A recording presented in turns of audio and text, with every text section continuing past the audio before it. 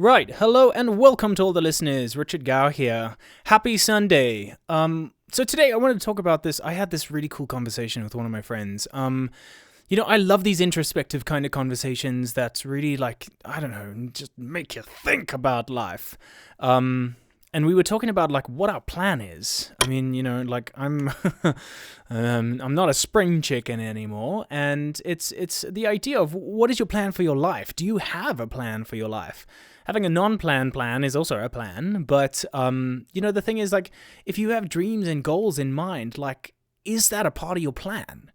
And if it is a part of your plan, then naturally, I guess, you would do and try everything that you possibly can to achieve that goal, to have that plan realized. That's something that I really, really struggle with. Is personally, I don't have an actual plan, and that's a really exposing thing to say out loud, is that you don't really have a plan for your life. I guess I purposefully leave room for the non-plan stuff, for spontaneity. But the problem with that is that because I don't have a physical or a clear plan in mind, I don't put in the appropriate hours every single day. I don't constantly work on it, and I even fall short sometimes with this rant. I've missed out on 2 days, I think, so far, which is, consistency is king, as we've spoken about before, but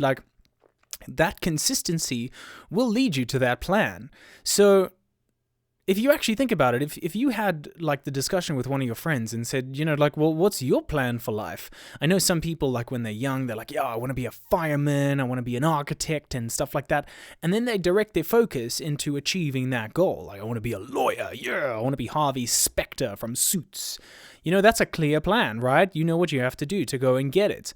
But I think for myself, being a creative human being and being, I don't know, I guess, what's the right way to say this, distracted most of the time, is I want to try and do everything. So that kind of leads me down this path that I don't have a plan every single day. Which it's a tough one. So if you're listening to this and you're like, whoa, yeah, shit, Richard, I understand exactly what you're saying, perhaps it's time to start formulating, to start writing down what your plan is. And it doesn't matter how crazy the goal is, what the plan is. As long as you have a plan, you can, then divide your day or your week up into little activities that's going to help you. So if you want to be a rock star, you want to be Jimi Hendrix, you know that you need to practice your guitar, right? You need to practice your licks, you need to practice your scales, you need to practice a whole bunch of things as well as singing.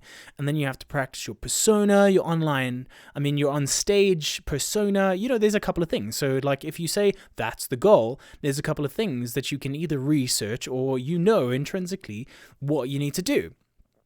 So what is your plan? Have you thought about it? Have you really thought about it? Not just what's your plan for today? I'm going to wake up and have breakfast. What's your life plan?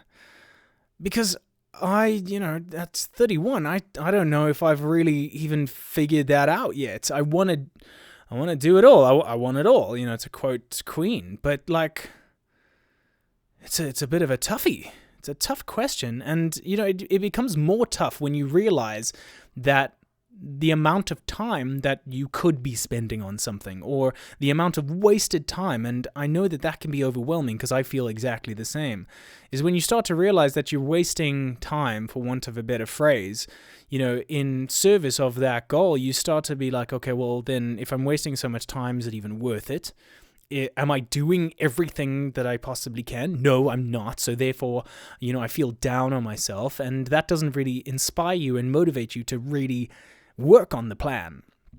So what can we do to get around that? Well, first of all, having a clear plan will continue to motivate you every single day. And, from that, you can draw up little step-by-step goals that you can achieve monthly, that you can achieve weekly, that you can achieve daily.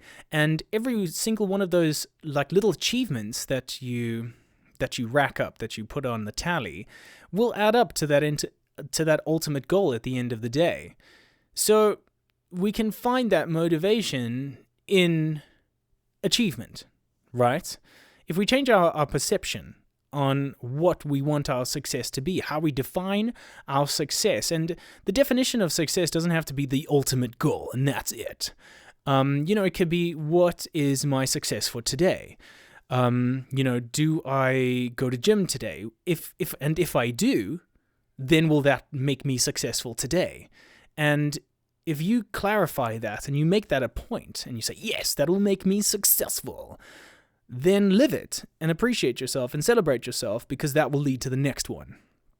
So on this Sunday, take some time, think about your plan, and if you have a plan, then go live it, because everyone can. One step at a time to reach that goal. You can do it. I can do it.